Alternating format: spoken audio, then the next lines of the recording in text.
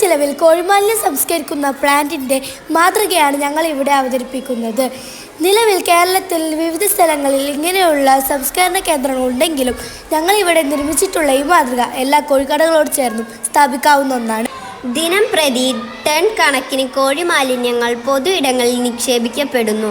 ഇത് സംസ്കരിക്കുന്ന ശാസ്ത്രീയ സംവിധാനം എല്ലായിടത്തും ഇല്ല എന്നത് ഒരു വലിയ പ്രതിസന്ധിയാണ്. ഇങ്ങനെ പൊതു ഇടങ്ങളിൽ ഈ മാലിന്യങ്ങൾ നിക്ഷേപിക്കുന്നത് കൊണ്ട് തന്നെ മണ്ണ്, ജലം, വായു എന്നിവ മലിനപ്പെടുന്നു. ഇത് രോഗങ്ങൾ പെറ്റുപെരുകുന്നതിനും അതുപോലെ തന്നെ തെരുവുനായ ശല്യം രൂക്ഷമാവുന്നതിനും കാരണമാകുന്നു. അതുകൊണ്ട് ഞങ്ങൾ മുന്നോട്ട് വയ്ക്കുന്ന ആശയം, ഈ പ്ലാന്റിന് പ്രധാനമായി 3 ഭാഗങ്ങളാണ് ഉള്ളത്: ബോയിലർ, കുക്കർ, പിന്നെ വാട്ടർ ടാങ്ക്. കുക്കർ എന്ന് വിളിക്കുന്ന ഇരട്ട ഭിത്തിയുള്ള ഈ ടാങ്കിലേക്ക് ഈ തുറന്ന ഭാഗത്തിലൂടെ കോഴി മാലിന്യം നിക്ഷേപിക്കുന്നു. ബോയിലറിലെ വെള്ളം ചൂടാകുമ്പോൾ ഉണ്ടാകുന്ന നീരാവി